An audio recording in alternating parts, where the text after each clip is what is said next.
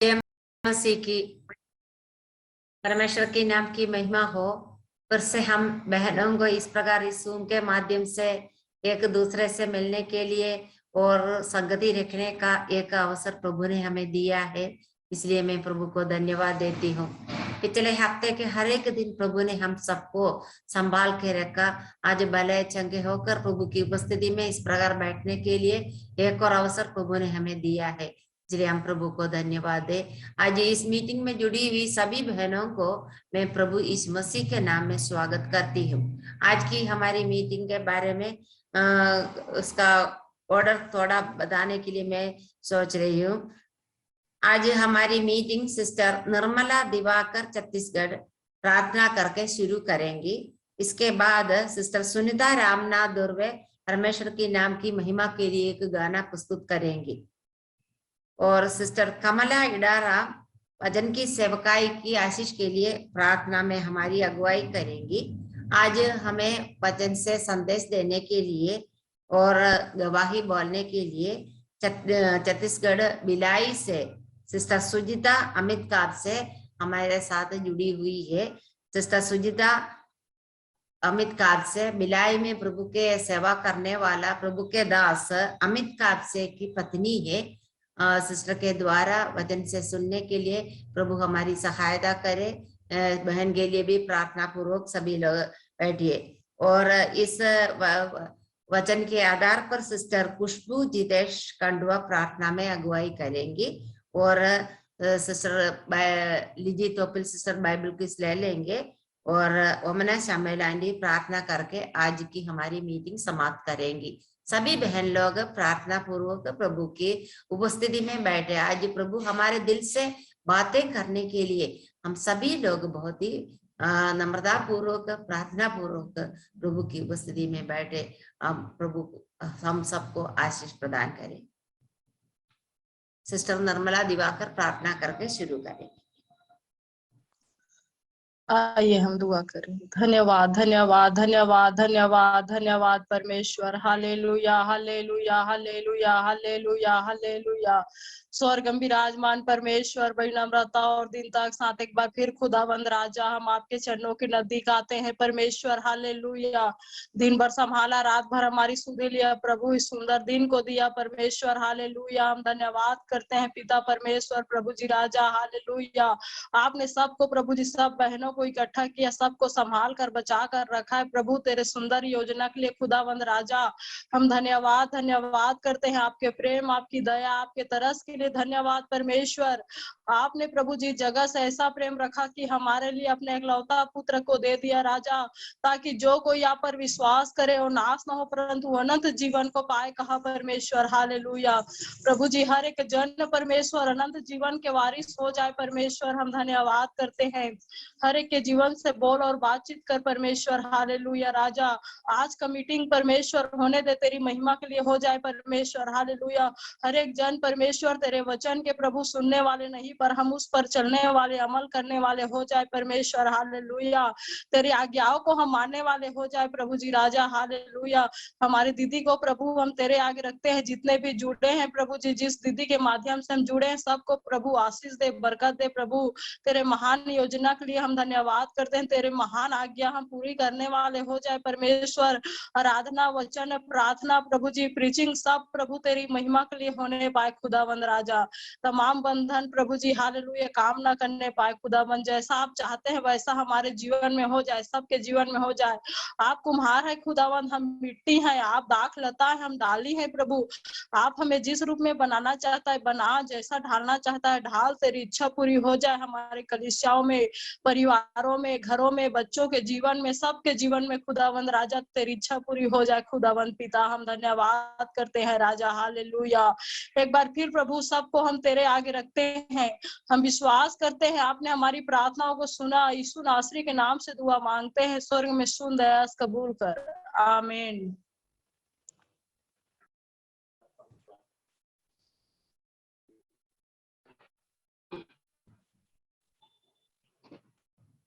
आइए हम प्रभु की महिमा के लिए गीत गाएंगे। गीत की बोल है, पर्वतों को देखूंगा मैं, कौन है मददगार मेरा। मेरा मददगार खुदा है। इस गीत को गा करके हम प्रभु की महिमा करेंगे।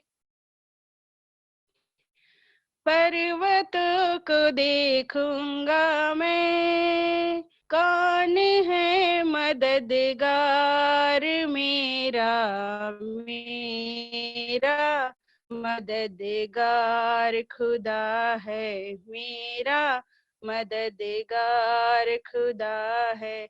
जिसने जमीन आसमां को बनाया, जिसने जमीन आसमां को बनाया, पर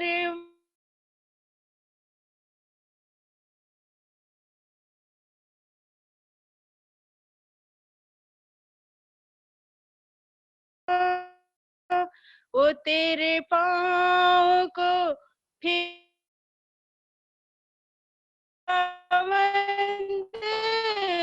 है तेरा जागा हुआ, तुझे तन्हा न छोड़ेगा। खुदावंद है तेरा जागा हुआ, तुझे तन्हा न छोड़ेगा। मेरा मददगार खुदा है, मेरा मददगार खुदा है। जिसने जमीन आसमां को बना, जिसने जमीन आसमां को बनाया, पर्वतों को देखूंगा मैं, वो तेरी जान को भला छू भी न पाएगी, तेरी जान को भला छू भी न पाएगी। न गर्मी चांद और सूरज को कभी तुझको जलाएगी, न गर्मी चांद और सूरज की कभी तुझको जलाएगी। मेरा साहिबा खुदा है, मेरा साहिबा खुदा है। जिसे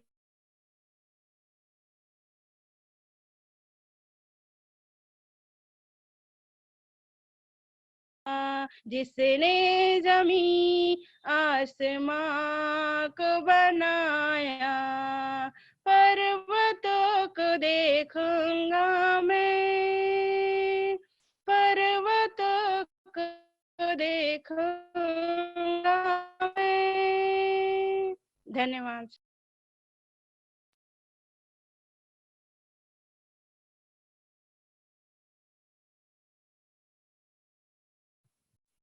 सिस्टर कमला इडाराम प्रार्थना में अगुवाई करेंगी।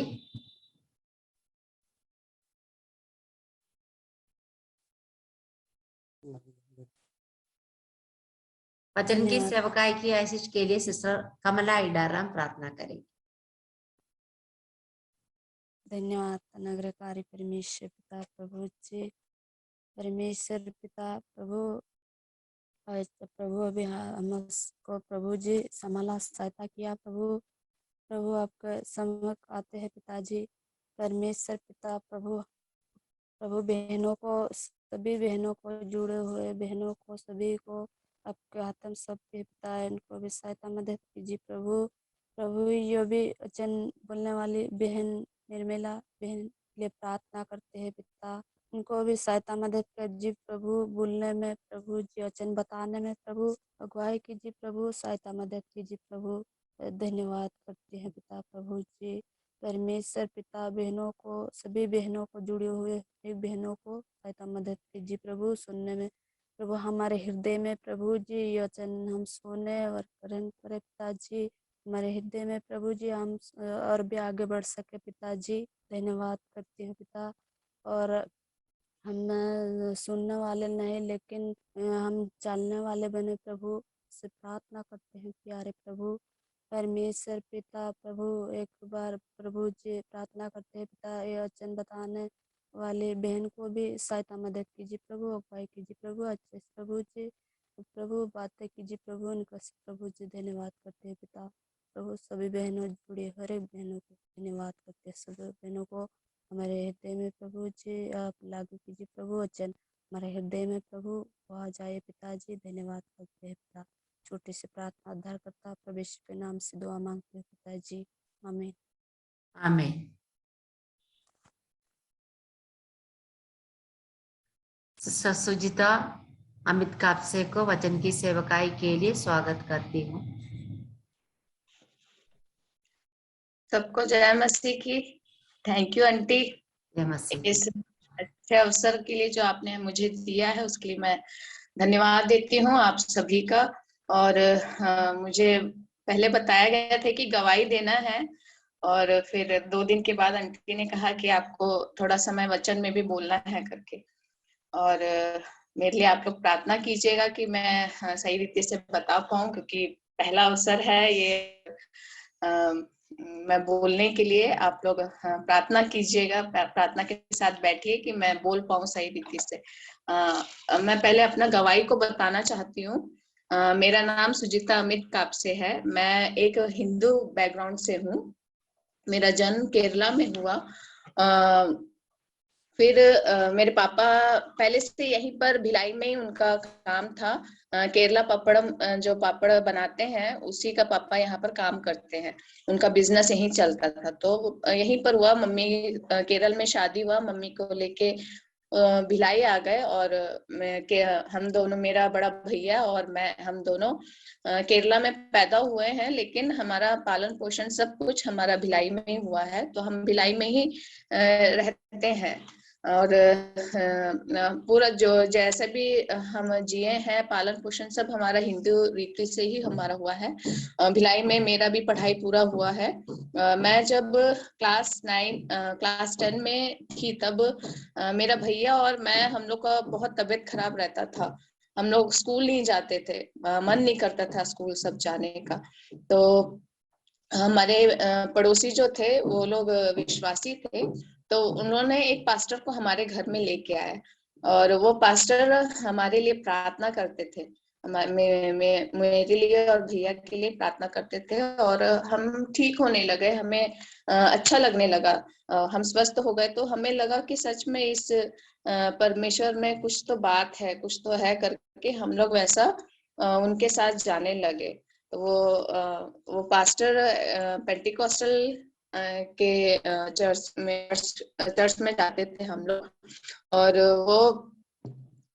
वो पास्टर लगातार हमारे घर आते रहे, और हम लोग भी जाना शुरू किए। मैं और मेरा भैया हम दोनों जाते थे, हमारे पापा मम्मी नहीं जाते थे। और पापा ने कभी मना भी नहीं किया हम लोग को कि चर्च नहीं जाना करके। वो बोलते थे आप लोग चर्च जाइए, परंतु प्रार्थना भी कर सकते हैं, परंतु आप लोग बपतिस्मा नहीं लेना करके हमारे पापा ने पहले से ही बता दिया था। लेकिन हम जाते रहे, और पापा की बात भी माने उस समय तक के, क्योंकि हम तब जानते भी नहीं थे ज्यादा, इसलिए हम चर्च जाते थे, प्रार्थना सब करते थे। विश्वास में हम ऐसे बढ़ते रहे। और हम बपतिस्मा नहीं लिए, और ऐसे मेरी पढ़ाई पूरी हुई। मेरा कॉलेज सब पूरा हो गया पढ़ाई करके। उसके बाद चर्च जाना, हम दोनों भाई लोग को चर्च, भाई और बहन हम दोनों को अच्छा लगता था चर्च जाना, क्योंकि वहां जाने से एक अलग सी शांति हम लोग को मिलती थी। तो इसलिए हम लोग जाते थे। प्रभु जाते जरूर थे हम लोग चर्च में, लेकिन उतना हम लोग को वचन समझ में नहीं आता था। हम लोग जाना पसंद करते थे। गाना, जो गीत गाते हैं, प्रार्थना करते हैं, वो सब हम लोग को अच्छा लगता था। तो जब हम छोटे थे तो पहले किसी और जगह में रहते थे। उसके बाद हम लोग कैलाश नगर भिलाई में आए एक जगह में। तो हमारे जो पड़ोसी थे वो लोग ब्रदरन थे। तो बचपन से ही हम लोग शालू अंकल, उनके पापा, और भी जो भिलाई असेंबली के जितने लोग हैं सब हमारे घर आते जाते थे, क्योंकि सब केरला लोग को मलयाली पपड़म बहुत पसंद आता है। तो इसलिए वो लोग सब आते थे हमारे घर।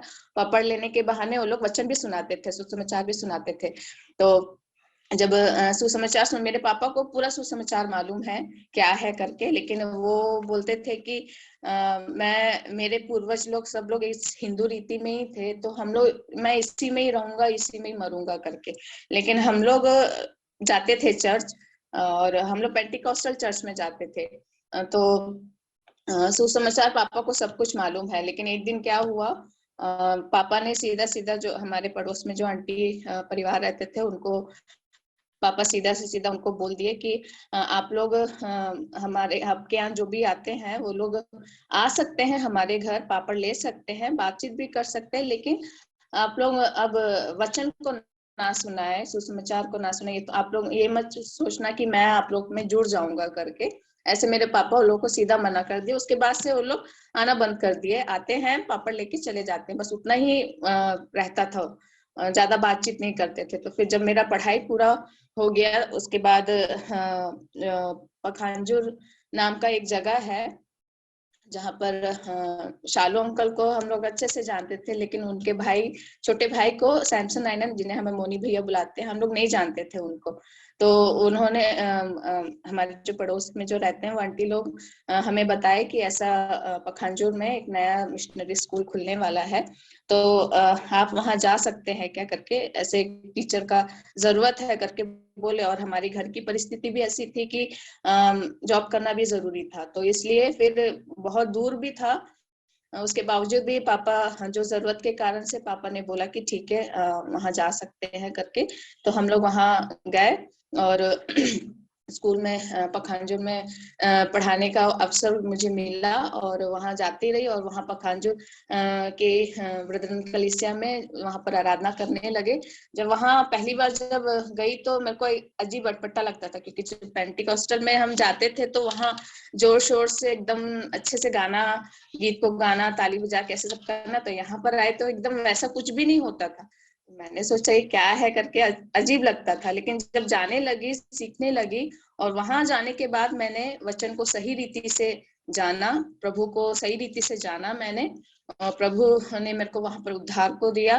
और प्रभु की आज्ञा को मानते हुए मैंने बपतिस्मा भी लिया। मैंने पापा मम्मी को नहीं बताया कि मैंने बपतिस्मा ले रही हूँ, अगर बताती तो वो लोग मुझे नहीं देते, करने नहीं देते बपतिस्मा, तो इसलिए मैंने नहीं बताया। और बिना बताए मैंने बपतिस्मा, प्रभु की आज्ञा सबसे बड़ी है, इसलिए मैंने आज्ञा को माना और बपतिस्मा को लिया मैंने। और जब ऐसे मैंने उस कलीसिया में लगातार जाती रही, और वहां पर वचन भी और अच्छे से मैंने सीखा वहां पर। और परमेश्वर का भी धन्यवाद देती हूँ उस चीज के लिए कि परमेश्वर ने मुझे वहां पर रखा। और जब उस स्कूल में जाती रही तो जब पेंटिकॉस्टल चर्च में जाती थी तो अपने पास्टर अंकल और आंटी को देखती तो मेरे को बहुत अच्छा लगता था। उनका स्वभाव, उनका बातचीत करने का तरीका, उनका सेवा, सब अच्छा लगता था। तो तब मैं भी 10th में पढ़ती थी, तो मैंने उनको जब देखा तो मैंने मन में यही सोचा था कि अगर मेरी भी शादी होगी ना तो ऐसी एक पास्टर से होना चाहिए है, मेरी भी परमेश्वर के दास से होना चाहिए करके मैंने ऐसे सोचा था। और किसी को भी नहीं बताई थी, अपने मन में ही रखी थी। और परमेश्वर से प्रार्थना की परमेश्वर अगर आपकी इच्छा हुई तो आप ऐसा करना करके। फिर उसके बाद फिर मैं भी उस चीज को भूल गई, फिर आगे बढ़ते गई। फिर आगे बढ़ने के बाद मेरा यही निर्णय था कि कम से कम एक विश्वासी के साथ जरूर मेरी शादी हो करके मैंने ये सोचा था। तो जब पखांजूर कलीसिया वहां पर थे तो मेरे हस्बैंड से वहां पर मैं मिली जब, क्योंकि यहाँ पर भिलाई में तब ये लोग प्रचार कर रहे थे, पॉम्पलेट बांट रहे थे, परमेश्वर का वचन बांट रहे थे। तो वहाँ यहाँ के लोग आके विरोध किए, विश्व हिंदू परिषद के लोग सब आके विरोध किए, इन लोग को मारे। 3-4 लोग थे, बहुत सारे ग्रुप थे, लेकिन 3-4 लोगों को उन्हें जेल में डाल दिए, उनको अच्छे से मारे और जेल में उनके जाना पड़ा वो लोग को।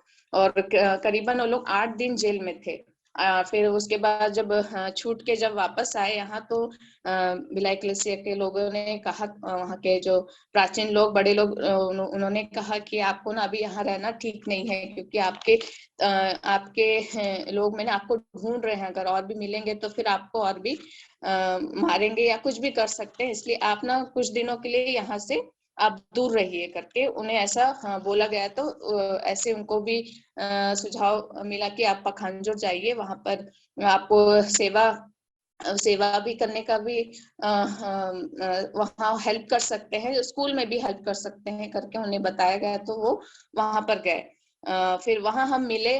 भिलाई में हम रहते जरूर थे, लेकिन एक दूसरे से कभी हम मिले भी नहीं, देखे भी नहीं। लेकिन परंतु परमेश्वर का शायद अवसर, एक मौका ही समझ सकते हैं कि परमेश्वर ने उस अवसर को दिया कि पखांजूर जाने के बाद हम मिले। और मेरा जो निर्णय था कि एक विश्वासी के साथ की शादी मेरा हो करके, तो परंतु परमेश्वर को मेरी इच्छा मालूम थी कि तू बचपन में तूने क्या प्रार्थना किया था कि तेरे को एक परमेश्वर के दास के साथ तेरी सेवा हो करके। तो परमेश्वर ने उस मार्ग और माहौल को वहां पर तैयार किया। और हमारे घर में जब बात चली इस बात को, तो मैंने पापा मम्मी के सामने यही एक स्टैंड लिया था कि मेरे को विश्वासी के साथ ही मुझे शादी करना है, नहीं तो मैं शादी नहीं करूंगी करके। तो परमेश्वर ने पता नहीं कैसे मेरे पापा मम्मी एक्चुअली हिंदू रीति में थे, और कैसे वो मान गए। सब कुछ परमेश्वर के अनुग्रह से हुआ है। परमेश्वर का नियंत्रण ही था कि वो इस विवाह के लिए वो मान गए। और खासकर मलयाली लोग हैं तो वो किसी और कास्ट में शादी नहीं करने देते हैं, लेकिन प्रभु ही सब कुछ किया है, और उसके लिए धन्यवाद देती हूँ कि परमेश्वर ने मेरे मम्मी पापा के मन को खोला, उन्हें इस निर्णय को लेने के लिए उन्होंने सहायता किया। तो वैसे हमारा शादी हुआ, प्रभु के लिए खड़ी रही, तो प्रभु ने मेरे लिए मार्ग निकाला और विवाह के लिए पापा भी राजी हो गए। हमारा विवाह 15 दिसंबर 2011 में हमारा विवाह हुआ है। और वो भिलाई में रह के सेवा करते हैं परमेश्वर की, और जगह जगह जहाँ परमेश्वर अवसर देता है वहाँ वो प्रभु के लिए कार्य को करते हैं। और हमारे 3 बच्चे हैं। पहला बेटा अनुग्रह है, वो 9 साल का है। दूसरा बेटा शालोम जो अभी 6 साल का है, और तीसरी हमारी बेटी है अबिया, वो अभी 1 साल की हो गई है। और इन सब से परमेश्वर ने हम लोग को आशीषित किया है। और जो हम लोग भिलाई असेंबली में, जब भिलाई ब्रदरन असेंबली में हम लोग जब संगति में थे, तो जब हमारे लोग, कुछ लोग जब तैयार हुए वचन सुना के, उद्धार पाके, जिन्होंने प्रभु को जाना है, उतना एक छोटा सा झुंड जब हमारा शुरू हुआ, तो हमने 2017 में वहां से भिलाई ब्रदरन असेंबली से अलग होके हमने अपने घर में ही अपनी एक नई कलीसिया को शुरू किए। और हमारी कलीसिया का नाम है बाइबल प्रार्थना सत्संग। कुछ लोग आते हैं इसमें, बहुत लोग आए, बहुत लोग पीछे भी चले गए, और लोग आते भी हैं। तो आप लोग प्रार्थना कीजिएगा। 4 परिवार है, और कुछ भाई, जवान भाई लोग भी हैं। आप लोग प्रार्थना कीजिएगा, ये लोग सब विश्वास में और भी बढ़ सके, प्रभु के लिए स्टैंड ले सके। आप लोग प्रार्थना कीजिएगा, और हमारे और भी लोग विश्वास में जुड़ सके, क्वालिटी और क्वांटिटी दोनों में बढ़ सके। आप लोग प्रार्थना कीजिएगा हमारी कलीसिया के लिए, इनके लिए, और जगह जगह जहाँ सेवा होता है उसके लिए भी आप लोग प्रार्थना कीजिएगा। अभी बलौदा बाजार के क्षेत्र में अभी हम नया शुरू किए हैं। हम लोग यहाँ से 2-3 घंटे का रास्ता है यहाँ से जाने के लिए। तो हमारे चर्च का ही एक भाई ने पूर्ण रीति से प्रभु के लिए सेवा करूंगा करके निकला है, और वो परिवार भी अभी बलौदा बाजार में वो लोग भी शिफ्ट हो गए, तो हमारा आना जाना वहां से चलता है। और आप लोग प्रार्थना कीजिएगा उस जगह के लिए भी कि वहां पर परमेश्वर की इच्छा हुई तो वहां भी परमेश्वर की कलीसिया स्थापित हो सके। ब्रदरन कलीसिया आप लोग प्रार्थना कीजिएगा। और मेरे मम्मी पापा के लिए भी प्रार्थना कीजिए। मेरे भैया प्रभु को जानते जरूर है, और अभी ऐसी परिस्थिति है कि वो अभी मम्मी पापा की बात को ज्यादा मानता है। तो आप लोग प्रार्थना कीजिएगा। भैया, भाभी और उनका बेटा भी है आशीष करके, आप लोग प्रार्थना कीजिए कि परमेश्वर उन्हें उद्धार को दे और वो लोग भी बढ़ सके, वो परिवार पर नाश होने से बच जाए। आप लोग प्रार्थना कीजिएगा। इतनी छोटा सा गवाही है। और आगे के समय थोड़ा सा हम वचन से देखेंगे। आइए हम लोग देखते हैं। जब एक कहानी है एक आंटी की, जो कभी उनके जीवन में कभी भी ऑपरेशन नहीं हुआ है, कभी डॉक्टर के पास जाने का कोई अवसर ही नहीं हुआ है। लेकिन एक दिन क्या हुआ, उनका शायद कुछ तबीयत खराब हो गया, तो उन्हें हॉस्पिटल लेके गए, उनका ऑपरेशन करना था। तो जब ऑपरेशन में के लिए उनको लेके जा रहे थे, कपड़ा वपड़ा पहन लिया और लेट के जब जा रही थी ऑपरेशन में, तो वो बहुत डरी हुई और पूरा पसीना पसीना हो गई। तो पसीना जब पूरे भीग गई पसीने से, तो फिर डॉक्टर ने पूछा कि क्या हो गया आपको, आप क्यों इतने पसीने हो गए, क्या हो गए, क्यों घबरा रहे। तो बोली कि मैंने कभी भी ऐसे किया नहीं है, मैंने ऑपरेशन कभी अब जिंदगी में कभी भी मैंने हॉस्पिटल नहीं गया है, और मुझे अभी अचानक से ऐसे ऑपरेशन थिएटर में लेके जा रहे, तो इसलिए मुझे डर लग रहा है, क्या करूं करके। तो डॉक्टर ने भी बोला कि आप डरिए मत, मेरा भी ये पहली बार है ऑपरेशन करने का। तो ये सुनते ही वो जो लेडी थी, वो उनका वहीं डेथ हो गया। तो उसी लेडी के समान है मेरा भी, कि मैंने पहली बार ऐसे वचन को बांट रही हूँ। मेरी भी स्थिति वैसी है, डर की। आप लोग मेरे लिए प्रार्थना कीजिए कि परमेश्वर का नियंत्रण हो और सही रीति से वचन को बता पाऊं। तो थोड़ा समय जब हम देखेंगे, मेरे साथ आप लोग निकालिए लूका रचित सुसमाचार अध्याय 16 1 से 13 तक। लूका रचित सुसमाचार अध्याय 16 1 से 13। मैं आप लोग के लिए पढ़ती हूँ। फिर उसने चेलों से भी कहा, किसी धनवान का एक भंडारी था, और लोगों ने उसके सामने उस पर यह दोष लगाया कि वह तेरी सारी संपत्ति उड़ाए देता है। अतः उसने उसे बुलाकर कहा, यह क्या है जो मैं तेरे विषय में सुन रहा हूँ। अपने भंडारीपन का लेखा दे, क्योंकि तू आगे को भंडारी नहीं रह सकता। तब भंडारी सोचने लगा, अब मैं क्या करूं, क्योंकि मेरा स्वामी अब भंडारी का काम मुझसे छीन रहा है। मिट्टी तो मुझसे खोदी नहीं जाती, और भीख मांगने में मुझे लज्जा आती है। मैं समझ गया कि क्या करूंगा, ताकि जब मैं भंडारी के काम से छुड़ाया जाऊं, तो लोग मुझे अपने घरों में ले ले। तब उसने अपने स्वामी के देनदारों को एक एक करके बुलाया, और पहले से पूछा, तुझ पर मेरे स्वामी का कितना कर्ज है। उसने कहा, 100 मन तेल। तब उसने उससे कहा, अपना खाता बही ले और बैठकर तुरंत 50 लिख दे। फिर उसने दूसरे से पूछा, तुझ पर कितना कर्ज है। उसने कहा, 100 मन गेहूं। तब उसने उससे कहा, अपना खाता बही लेकर 80 लिख दे। स्वामी ने उस अधर्मी भंडारी को सराहा कि उसने चतुराई से काम किया है, क्योंकि इस संसार के लोग अपने समय के लोगों के साथ रीति व्यवहारों में ज्योति के लोगों से अधिक चतुर है। और मैं तुमसे कहता हूँ कि अधर्म के धन से अपने लिए मित्र बना लो, ताकि जब वह जाता रहे तो वे तुम्हें अनंत निवासों में ले ले। जो थोड़े से थोड़े में सच्चा है, वह बहुत में भी सच्चा है, और जो थोड़े से थोड़े में अधर्मी है, वह बहुत में भी अधर्मी है। इसलिए जब तुम अधर्म के धन में सच्चे ना ठहरे, तो सच्चा धन तुम्हें कौन सौंपेगा। और यदि तुम पराये धन में सच्चे ना ठहरे, तो जो तुम्हारा है उसे तुम्हें कौन देगा। कोई दास दो स्वामियों की सेवा नहीं कर सकता, क्योंकि वह तो एक से बैर और दूसरे से प्रेम रखेगा, या एक से मिला रहेगा और दूसरे को तुच्छ जानेगा। तुम परमेश्वर और धन दोनों की सेवा नहीं कर सकते। या इस भाग में हम देखते हैं कि यीशु मसीह दृष्टांत में बात करते हैं। दृष्टांत एक ऐसी छोटी सी कहानी होती है जिसमें हमें नैतिक और आत्मिक सबक सीखने को मिलता है। और यीशु मसीह अक्सर लोगों से दृष्टांतों में बात किया करते थे।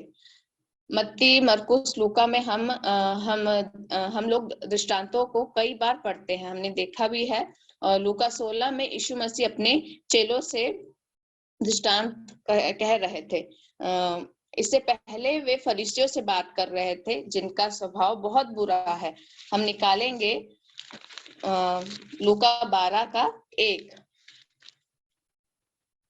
लूका 12:1। इतने में जब हजारों की भीड़ लग गई, यहाँ तक कि वे एक दूसरे पर गिरे पड़ते थे, तो वह सबसे पहले अपने चेलों से कहने लगा, फरीसियों के कपट रूपी खमीर से चौकस रहना। तो यहाँ पर फरीसी लोग कैसे हैं? कपट रूपी खमीर, तो उनके अंदर कपट है, वो कपटी हैं फरीसी लोग। 16 अध्याय में परमेश्वर चेलों से बात कर रहा है, उससे पहले परमेश्वर फरीसियों को बोल रहा था। और हम दूसरा देखेंगे लूका 14 उसका 11वां आयत। लूका 14 उसका 11। क्योंकि जो कोई अपने आप को बड़ा बनाएगा वह छोटा किया जाएगा, और जो कोई अपने आप को छोटा बनाएगा वह बड़ा किया जाएगा। तो उनके अंदर, फरीसी लोग के अंदर ऐसा था कि वो लोग बड़ा बनना चाहते थे। तीसरा है फरीसियों के बारे में, लूका 15:2। पर फरीसी और शास्त्री कुड़कुड़ा कर कहने लगे, यह तो पापियों से मिलता है और उनके साथ खाता भी है। तो फरीसी लोग के मन में क्या था कि मसीह के लिए गलत विचार था। उनका मन में वो लोग ऐसा सोचते कि मसीह गलत लोगों के साथ, पापी लोगों के साथ बैठता है, खाता है। तो उनके अंदर मसीह के प्रति गलत विचार था। अब अध्याय 16 लूका 16 उसका 14 जब पढ़ेंगे, फरीसी जो लोभी थे ये सब बातें सुनकर उसे ठट्टों में उड़ाने लगे। तो फरीसी क्या थे? फरीसी लोभी थे, लालची थे। तो ये सब फरीसी लोग के अंदर ये बुरी चीज थी, बुरे स्वभाव थे। तो जब 16 अध्याय में फरीसी लोग के बाद जब यहाँ पर चेलों के पास जब प्रभु आता है, यहाँ पर बोलते हैं पहले आयत में, फिर उसने चेलों से भी कहा, ठीक है। तो यहाँ फरीसी लोग के बात होने के बाद उसने चेलों से बोल रहा है, प्रभु यीशु मसीह चेलों से बात कर रहा है। क्या बात कर रहा है?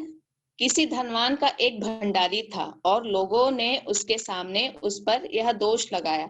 तो भंडारी, ठीक है, भंडारी था और एक धनवान स्वामी है।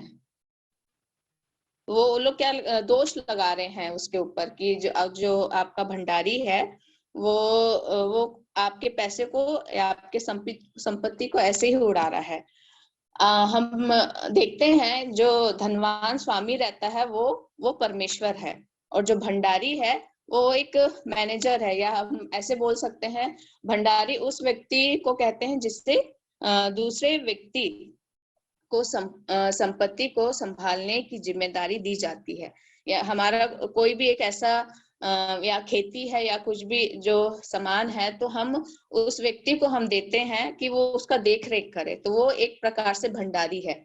और अगर हम अपने आप को प्रभु यीशु मसीह का चेला समझते हैं या मानते हैं, तो हम भी एक भंडारी है इस जगत में। जब हम रहते हैं तो हम भी एक भंडारी है। और भंडारी के विषय में इस भाग में जब 1 से 7 में हम पढ़ते हैं, तो इस भाग में भंडारी के विषय में बताया गया है कि उस पर यह दोष लगाया गया है कि वह अपने स्वामी के पैसों को उड़ा रहा है या खर्चा कर रहा है। जो स्वामी ने उसे जो जिम्मेदारी दिया उसके पैसों को उड़ा रहा है वो। तो उसने उसे लेखा देने के लिए बुलाया और उससे कह दिया कि अब उसे उसके कार्य से निकाल देंगे। मैंने वो जिस भंडारीपन में था तो उससे बोले कि उसे अब, क्योंकि वो इस प्रकार से खर्चा कर रहा है, उड़ा दे रहा है किसी और का पैसा जिससे उसे भंडारी के रूप में उसे रखा गया है, तो उसे वो उड़ा दे रहा है उन लोगों का पैसा। तो इस वजह से अब जब उस स्वामी को जब मालूम चला कि वो ये मेरा जो पैसा है या मेरे संपत्ति को वो ऐसे उड़ा दे रहा है, तो अब उसे पता चला, तो वो उस भंडारी को बुलाया और उसको बोला कि अब तेरे को लेखा देना पड़ेगा और उसके बाद तू इस नौकरी से तुझे निकाल दिया जाएगा। तो हम वर्ष 3 में देखते हैं 3री आयत में, तब भंडारी सोचने लगा, अब मैं क्या करूं, क्योंकि मेरा स्वामी अब भंडारी का काम मुझसे छीन रहा है। मिट्टी तो मुझसे खोदी नहीं जाती और भीख मांगने में मुझे लज्जा आती है। ये जो भंडारी है उसे और कुछ काम नहीं कर सकता, मिट्टी तो उससे खुद ही नहीं जाती और भीख मांगने में उसको लज्जा आती है, मतलब शर्म आती है। वही चीज वो चोरी कर रहा था अपने स्वामी का, चोरी कर रहा था और उसे उड़ा रहा था, तो उसे कोई शर्म नहीं आ रहा था, लेकिन भीख मांगने में उसे शर्म आती है ना। तो इस भंडारी जब वो सोचने लगा मैं क्या करूं, ऐसा क्या करूं, तो उसने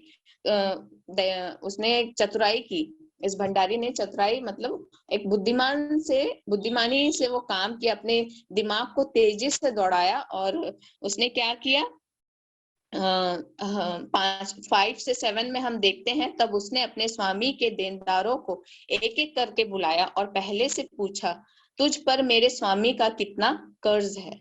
तो एक एक जब उसके स्वामी का कर्ज है किसी किसी के ऊपर, तो वो उनसे जाके पूछा कि तुम्हारा मेरे स्वामी का तुम पर कितना कर्ज है, कितना उधारी है। तो कुछ लोग एक ने कहा 100 मन तेल। तब उसने उसे क्या कहा, अपने खाता बही में बैठकर तुरंत 50 लिख दे। तो मतलब 50 लिख दे, मतलब 100 मन तेल है तो 50 वो अपनी तरफ से दे रहा है और 50 बाकी मैंने स्वामी देगा। और तुरंत दूसरे से भी पूछा तुझ पर कितना कर्ज है, तो उसने कहा 100 मन गेहूं। तब उसने उससे कहा अपना खाता वही लेकर 80 लिख दे। तो 80 वो कौन पटा रहा है, चतुराई, ये बुद्धिमान भंडारी, जो चतुर भंडारी यहाँ पर शीर्षक दिया गया है उसने। तो उसने उसे 80 पटा लिया, तो अपना पैसा उसने खर्च किया, तुरंत अपने दिमाग को उसने लगाया उस भंडारी ने। तो हम चतुर के जगह हम उसे बुद्धिमान भी कह सकते हैं कि वो बुद्धिमानी के साथ काम किया। मैं क्या करूं, ऐसे स्वामी को प्रसन्न करने के लिए मैं क्या करूं, तो वैसा उसने उस कार्य को किया। और इस भाग में हम देखते हैं कुछ बातों को हम सीख सकते हैं। तो पहला पॉइंट है, परमेश्वर के राज्य की बढ़ोतरी के लिए हम अपने पैसों को खर्च करें, जैसे भंडारी ने किया। स्वामी का जो उधार था उसने चुका दिया, वैसा उसे खर्च कर दिया, है ना। क्यों?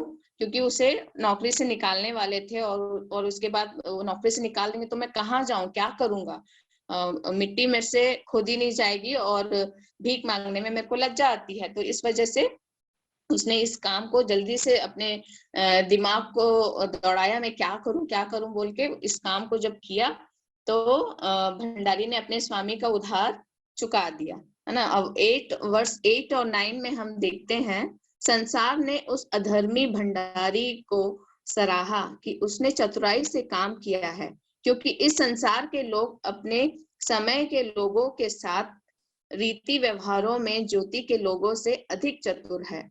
और मैं तुमसे कहता हूं कि अधर्म के धन से अपने लिए मित्र बना लो, ताकि जब वह जाता रहे तो वे तुम्हें अनंत निवासों में ले। जो थोड़े में जो 8 और 9 जब हमने पढ़ा, तो यहाँ पर संसार के लोग बोल रहे हैं। तो संसार के लोग कौन है? अविश्वासी लोग हैं। और ज्योति के संतान भी इसमें कहा गया है। तो ज्योति के संतान हम विश्वासी लोग हैं जो प्रभु को ग्रहण किए हैं। तो प्रभु यीशु मसीह चेलों से ये कहना चाहता था कि तुम भी इस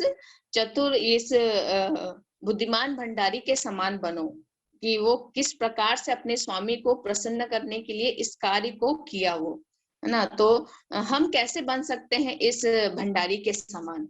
ये बुद्धिमान भंडारी था, हम कैसे बन सकते हैं? उसने क्या किया? चतुर भंडारी ने क्या किया? उसने अपने धन को स्वामी का उधार चुकाने के लिए खर्च किया, है ना। उसने पूरा जो जिसका भी उधारी था उसने उसमें पैसा लगा दिया, पूरा अपना पैसा उसमें खर्च कर दिया।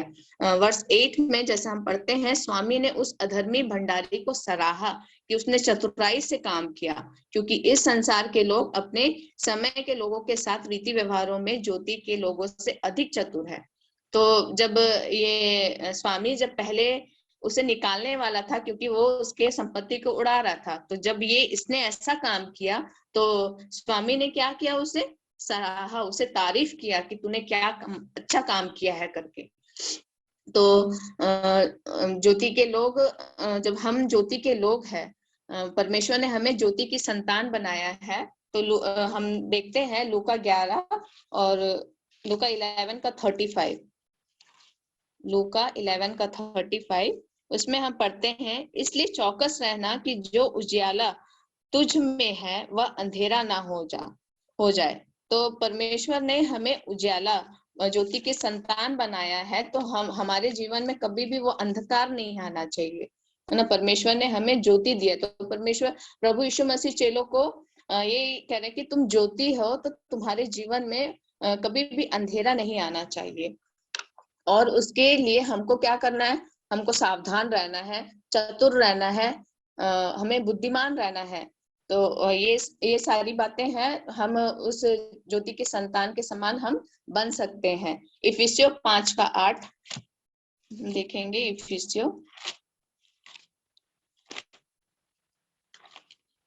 इफिसियों 5 का 8, क्योंकि तुम तो पहले अंधकार थे परंतु अब प्रभु में ज्योति हो, अतः ज्योति के संतान के समान चलो।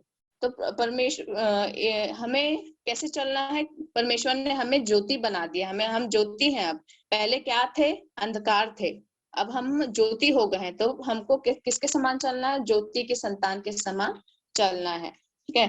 तो हम कैसे हम परमेश्वर के राज्य की बढ़ोतरी के लिए अपने पैसों को खर्च कर सकते हैं, कैसे कर सकते हैं हम लोग। परमेश्वर के राज्य की बढ़ोतरी के लिए कौन कार्य करता है अभी इस जगत में, कौन कार्य करता है, पूर्णकालीन सेवक लोग और उनके परिवार। तो वो लोग सेवा करते हैं और बाइबल छपता है, और जब हम बेनीचर्य अंकल हम जानते हैं कि वो भलाई पत्रिका निकालते हैं, उसमें छपने के लिए भी चाहिए रहता है, अलग अलग ऐसे बहुत सारी सेवा है। और याकूब 1 के 27 में लिखा है, अनाथों और विधवाओं की सुधि लेना है। तो ऐसे बहुत लोग हैं, अनाथ है, विधवा है, उन लोगों को हमें देखना है। कलीसिया में अलग अलग प्रकार की सेवकाएं हैं, कई सेवक है जिन्हें लोग जानते नहीं है, तो उन्हें हम अपन को सपोर्ट करना है। और कुछ लोग ऐसे हैं कि किराया नहीं दे पा रहे हैं, बच्चों का फीस नहीं दे पा रहे हैं, ऐसे लोगों को कितनी जरूरत है, तो हम उन लोगों को पैसा दे के हम अपने पैसों को खर्च कर सकते हैं। फालतू हमें खर्च नहीं करना है, जहां जरूरत है वहां हमें देना है। ऐसे लोगों को हेल्प करेंगे तो बाइबल छपता है, बाइबल हम छपने के लिए पैसा देते हैं, तो इस सारी चीजों को हम खर्च कर सकते हैं प्रभु परमेश्वर के राज्य की बढ़ोतरी के लिए। तो पहला पॉइंट था, परमेश्वर के राज्य की बढ़ोतरी के लिए हम अपने पैसों को खर्च करें। जो परमेश्वर ने हमें जो भी दिया है, जो वस्तु दिया है, पैसा दिया है, जो भी दिया है, उसे बुद्धिमानी के साथ हमें खर्च करना है। जो परमेश्वर हमें दिया वो हमारा नहीं है, वो सिर्फ परमेश्वर का ही है। अब हम दूसरी बात को देखेंगे हम लोग। मेरे साथ निकालिए लूका 16 का 10 से 12। जो थोड़े से थोड़े में सच्चा है वह बहुत में भी सच्चा है, और जो थोड़े से थोड़े में अधर्मी है वह बहुत में भी अधर्मी है। इसलिए जब तुम अधर्म के धन से सच्चे ना ठहरे तो सच्चा धन तुम्हें कौन सौंपेगा, और यदि तुम पराये धन में सच्चे ना ठहरे तो जो तुम्हारा है उसे तुम्हें कौन देगा। तो यहाँ पर हम इस बात को सीख सकते हैं, जो पैसा या जो थोड़े से थोड़े में जो विश्वास योग्य, मतलब जो सच्चा है, उसे बड़ी जिम्मेदारी भी भरोसे के साथ दी जा सकती है। तो दूसरा पॉइंट मेरा ये है, जो पैसों में विश्वास योग्य है उसे बड़ी जिम्मेदारी भी भरोसे के साथ दी जा सकती है। जैसे यहाँ पर लिखा है सच्चा धन। सच्चा धन सच्चा धन क्या है? सच्चा धन जो स्वर्ग में भी जो हमें जिम्मेदारी को मिलेगा, वो सच्चा धन है। अधर्म का धन जो हम यहाँ पर इस संसार में रह के जो कमाते हैं, पैसा, अधर्म का धन। और हमें जो परमेश्वर ने समय, टैलेंट और सब चीज दिया है। तो पहला कुरिन्थियों 4 का 2 हम निकालेंगे। पहला कुरिन्थियों 4 का 2। फिर यहाँ भंडारी में यह बात देखी जाती है कि वह विश्वास योग्य हो। तो यहाँ पर क्या है भंडारी का?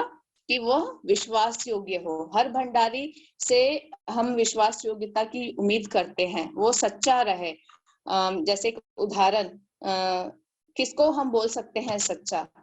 जो मटर, हम सब जानते हैं मटर, अभी ठंड के समय में मटर ज्यादा आता है, तो उस मटर को छीलते समय एक भी दाना अपने मुंह में ना डाले, वो सच्चा है, वो विश्वास योग्य है। तो हम लोग कई बार बड़े लापरवाह हो जाते हैं, लापरवाही से काम करते हैं। हम सच्चे, हम लोग कभी कभी अरे चलता है, हम लोग अधिकतर लोगों के मुंह से हमने ऐसा भी सुना है और कि अरे चलता है, कोई बात नहीं, चलता है करके। प्रियो, हमारा स्वामी कौन है? हमारा स्वामी प्रभु यीशु मसीह है, कोई साधारण ईश्वर नहीं है। हम कितने बार हम लोग झूठ बोल देते हैं, झूठ बोल के बोलते हैं अरे चलता है करके, कोई बात नहीं।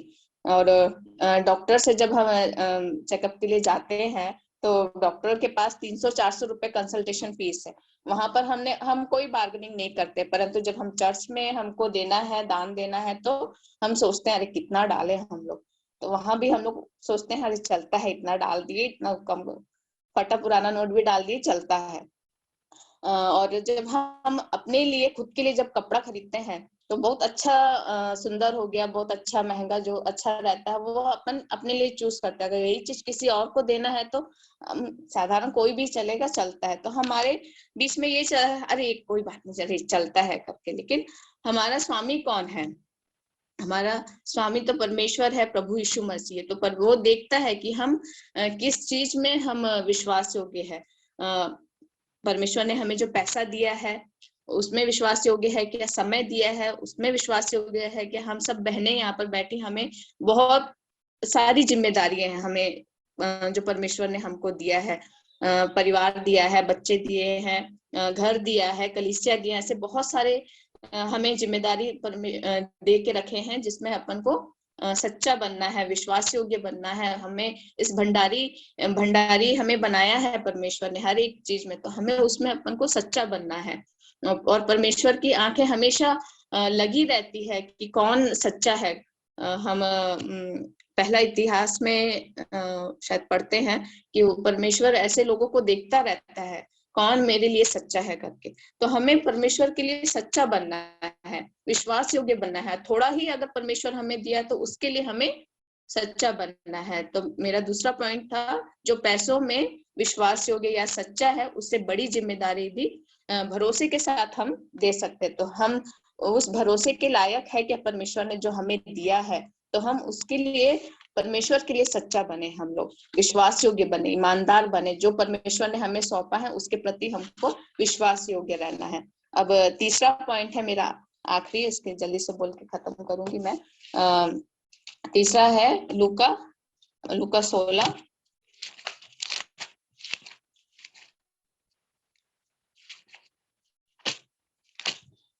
लूका 16 उसके वर्ष 13 हम देखेंगे। कोई दास दो स्वामियों की सेवा नहीं कर सकता, क्योंकि वह तो एक से बैर और दूसरे से प्रेम रखेगा, या एक से मिला रहेगा और दूसरे को तुच्छ जानेगा। तुम परमेश्वर और धन दोनों की सेवा नहीं कर सकते।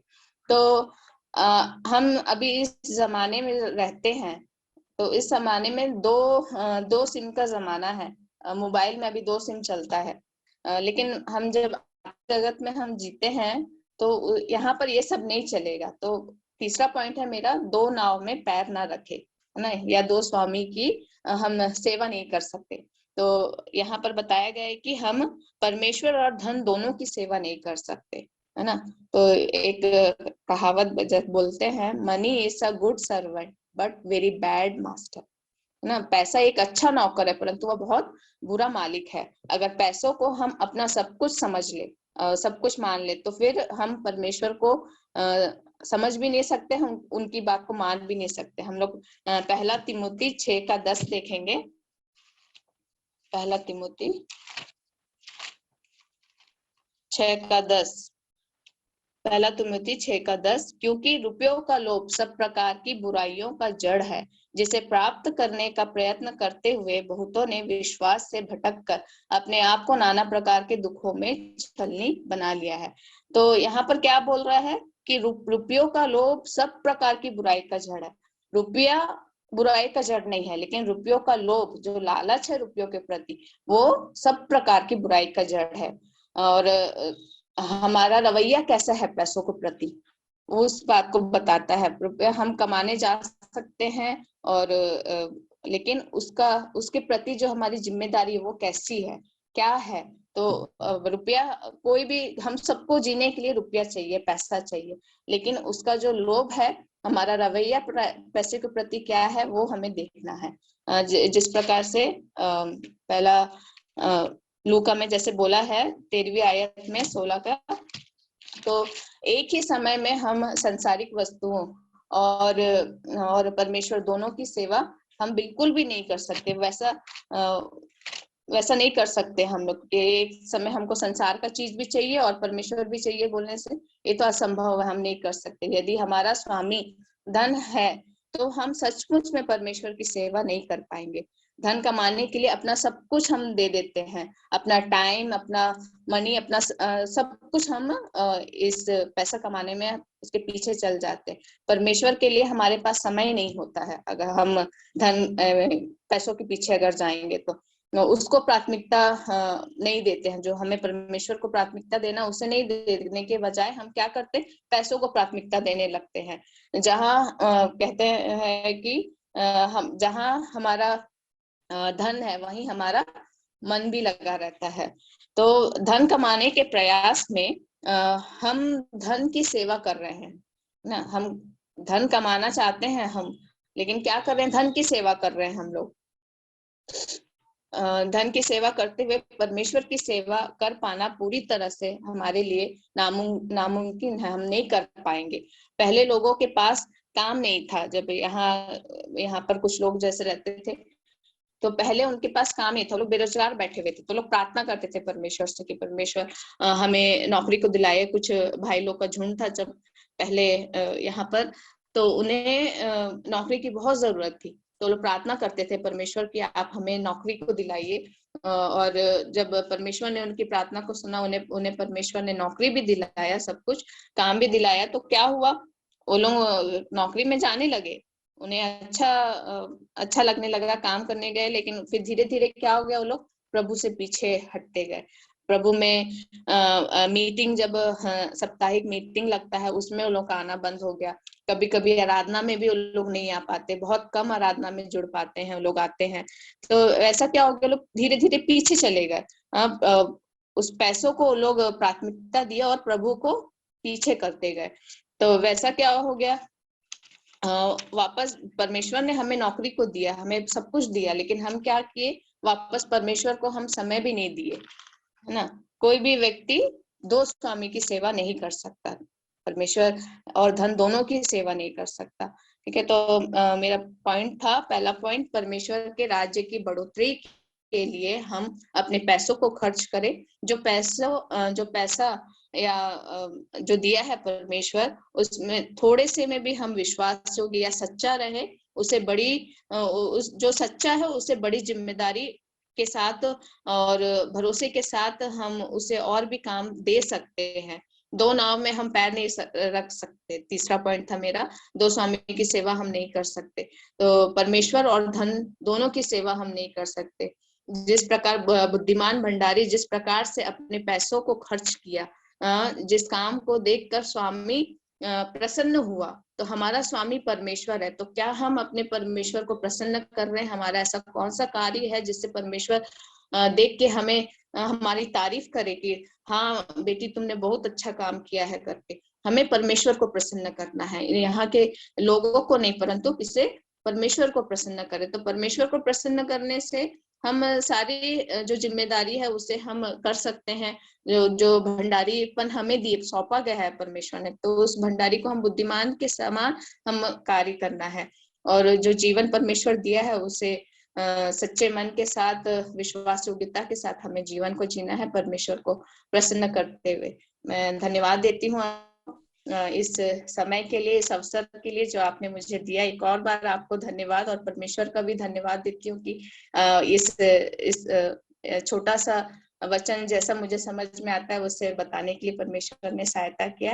धन्यवाद के साथ। जय मसीह की। जय मसीह की सिस्टर। बहुत बहुत धन्यवाद, प्रभु को धन्यवाद देती हूँ। मैं करीब 4-5 दिन पहले सिस्टर को मैंने इसके बारे में बताया।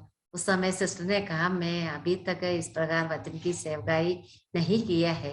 मैंने कहा सिस्टर आपको प्रभु सहायता करेंगे, जरूर आपके लिए प्रार्थना करेंगे। उस दिन से आपके लिए बहुत प्रार्थना किया, उसका फल आज देखने के लिए प्रभु ने अवसर दिया, इसलिए मैं प्रभु को बहुत बहुत धन्यवाद देती हूँ। प्रिय बहनों, हमारा प्रभु कितना कार्य करने वाला है। हमारा प्रभु विश्वासियों की परमेश्वर ने हमें बुलाया है। हमें भी विश्वास योग्यता से हमें कार्य करना है। हम प्रभु यीशु मसीह के भंडारी है। ज्यादा बोलने के लिए मैं नहीं चाहती हूँ। हम सभी लोग वचन अच्छी तरह से सुना है, जो वचन सुना है उसके आधार पर हमें करने के लिए भी प्रभु हमारी सहायता करे। अभी जो क्या है, बाइबल किसका समय है, सिस्टर लीजी तो फिर सिस्टर अभी नहीं सॉरी, अभी जो वचन हमें सुना है इसके आधार पर सिस्टर विंसी जेम्स अभी प्रार्थना में अगुवाई करेंगी।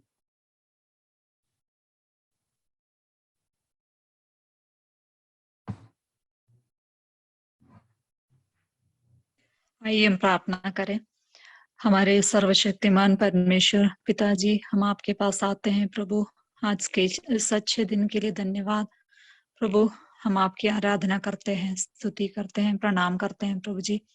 बहन हमें सुजिता अमित के लिए हम धन्यवाद देते हैं प्रभु, उनकी गवाही के लिए धन्यवाद। अमित भाई सुजिता मिलकर जो सेवा करते हैं उसके ऊपर आपकी आशीष हो प्रभु। उनके 3 बच्चों को भी हम आपके पास लाते हैं प्रभु। उनके कलीसिया के ऊपर आपकी आशीष हो प्रभु।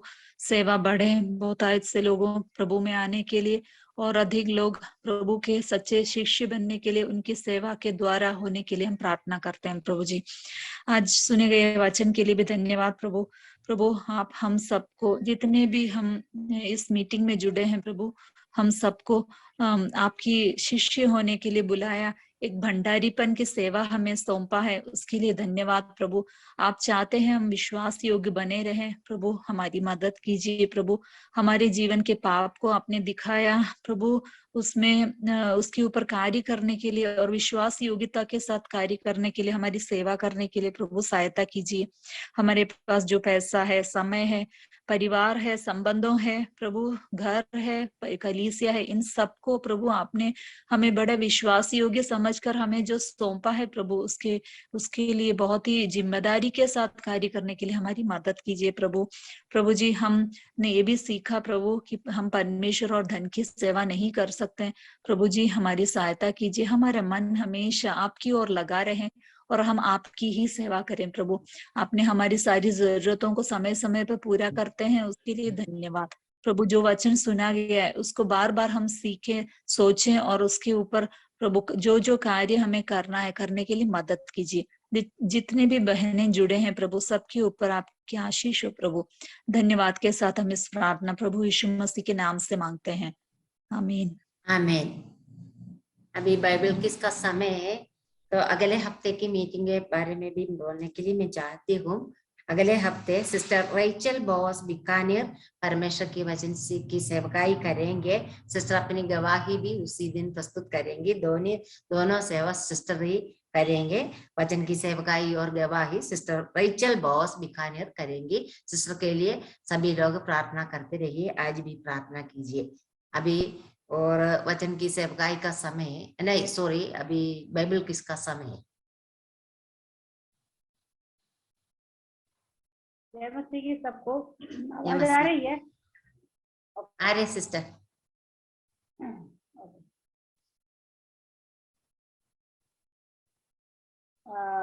इब्रानियों 4 अध्याय में से है आज का क्वेश्चन। सबसे पहला क्वेश्चन यही रहा, हमारी तरह इस्राएलियों के बीच में सुसमाचार सुनाया गया, पर सुने हुए वचन से उन्हें कुछ लाभ न हुआ, क्यों? वो विश्वास के साथ नहीं बेटा, मन में नहीं था, विश्वास के साथ नहीं बेटा, विश्वास के साथ ग्रहण न किया। हाँ, ये सही है, बिल्कुल सही है, आप लोग सबका आंसर सही है। विश्वास के साथ वो मन में नहीं बैठा, ग्रहण नहीं किए। हाँ, ग्रहण नहीं किया, दैट्स द रीजन। इसलिए उनको कुछ लाभ नहीं हुआ। लाभ मिलना है तो वचन जो सुनाते हैं यहाँ पर बहुत सारे दूसरे लोग, हमका क्या है उसको मन में बिठाना चाहिए। Okay, next. परमेश्वर का वचन किस प्रकार का तलवार है? दोधारी तलवार। करेक्ट। नेक्स्ट है, यीशु मसीह हमारे समान परखा गया तो क्या निकला? निष्कलंक, निष्पाप निकला। हाँ, परखा गया तो निष्पाप निकला।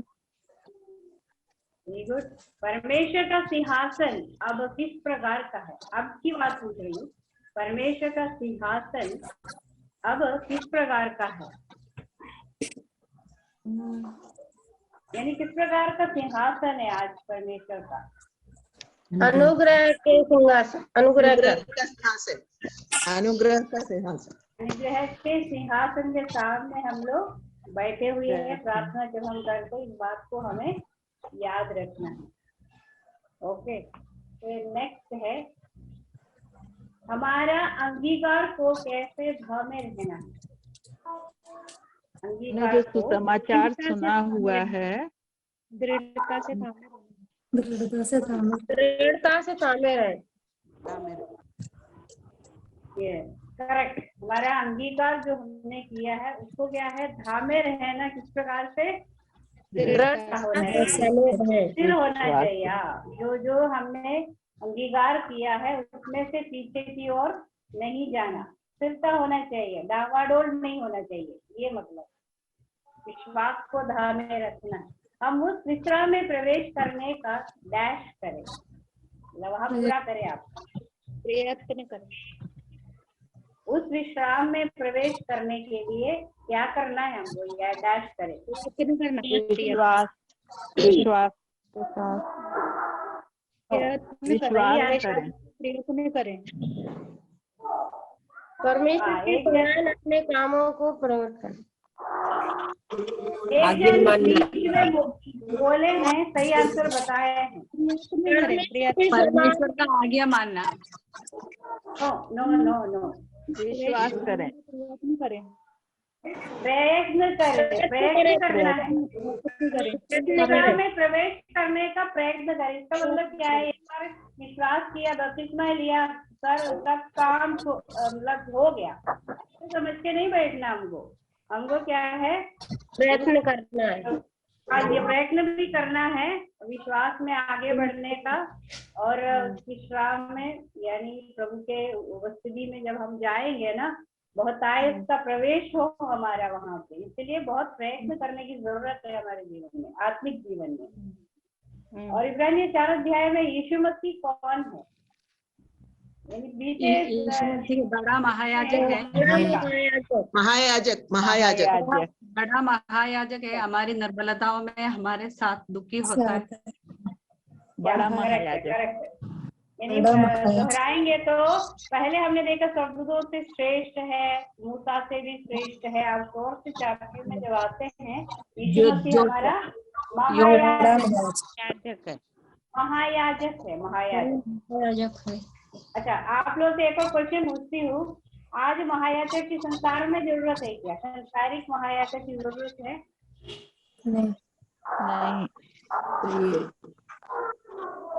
नहीं है ना? ये किसी को डाउट है?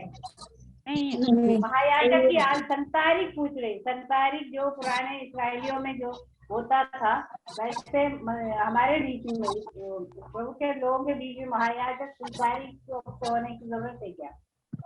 नहीं, संसारिक उत्तर नहीं, क्योंकि हमारा बड़ा महायाजक स्वर्ग में है, यीशु मसीह है वो।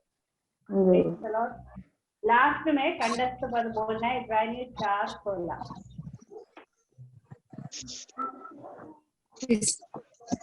इब्रानी 4:16। अतः हम साहस के साथ अनुग्रह के सिंहासन के निकट आए कि हम पर दया हो और अनुग्रह पाएं कि आवश्यकता के समय हमारी सहायता हो। इब्रानी 4:16। इसलिए आओ हम अनुग्रह के सिंहासन के निकट यहाँ बांधकर चले कि हम पर दया हो और वह अनुग्रह पाए जो आवश्यकता के समय हमारी सहायता करे। इब्रानियम 4:16। इसलिए आओ हम अनुग्रह के सिंहासन के निकट हियाव बांध कर चले कि हम पर दया हो और वह अनुग्रह पाए जो आवश्यकता के समय हमारे सहायता करे।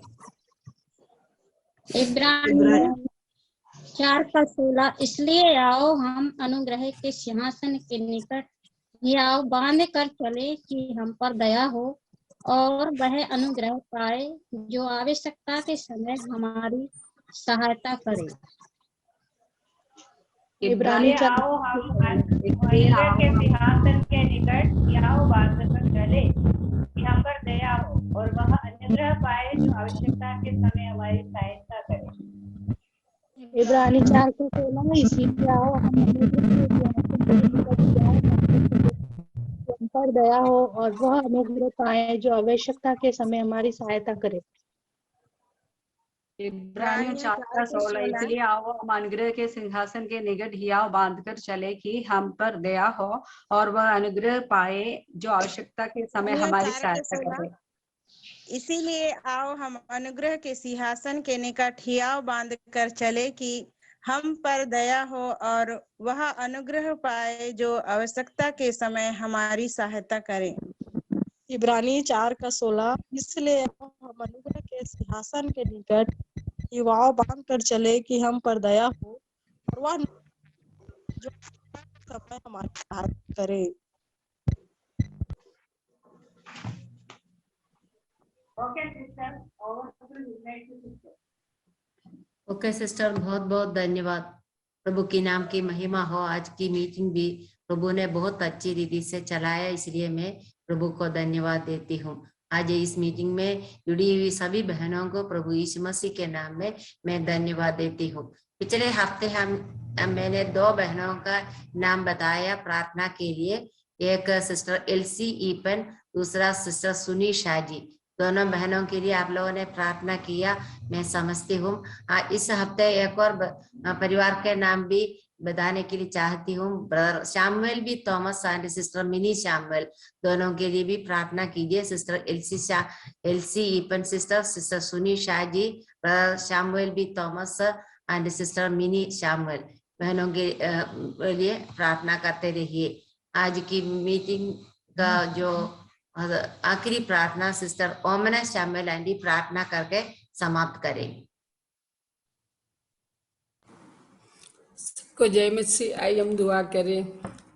प्रेमी दयालु परमेश्वर, हम आपको धन्यवाद देते हैं ये सुंदर समय के लिए। पिता परमेश्वर, आपने हमारा जीवन में ऐसे एक मौका दिया, थोड़ी से समय आपका संगति में बैठने के लिए। प्रभु, दुनिया के चारों तरफ लोग इतने परेशानी में गुजरते हैं, कितने बीमारी में है, प्रकृति का शोक से भी लोग बहुत परेशानी में है प्रभु।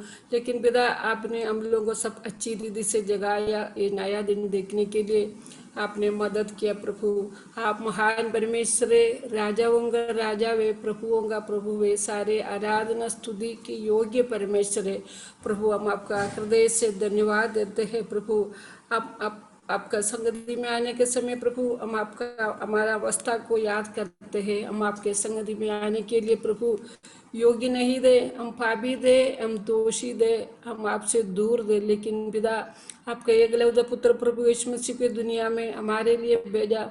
आपका पुत्र के लहू के द्वारा आपने हम लोगों का आपका संतान बनाया। इसलिए प्रभु, कोई भी वक्त हर जगह अब्बा पिता कहकर आपका संगति में अधिकार के साथ आने के लिए आपने ऐसा बड़ा सौभाग्य हमारे जीवन में दिया प्रभु। हम आपको धन्यवाद देते हैं। आपने हमारा पापों को क्षमा किया, हमारा नाम जीवन का किताब में लिखा, इसलिए प्रभु धन्यवाद देते हैं। प्रत्येक दीदी, ये भोपाल मध्य प्रदेश का सारे मंडलियों को, ये बहनों को, ये झुंड को आपका हाथ में सौंप दे प्रभु। हम लोग बैठने का समय से अभी तक आपने सहायता किया, ये नेटवर्क कोई भी प्रॉब्लम नहीं बनाए प्रभु। हम आपको आदर देते हैं। ये प्रिय बहनों, उनका परिवारों को, उनका चर्च को प्रभु आपका हाथ में सौंप दे प्रभु। आप सारे बहनों को मदद करे प्रभु।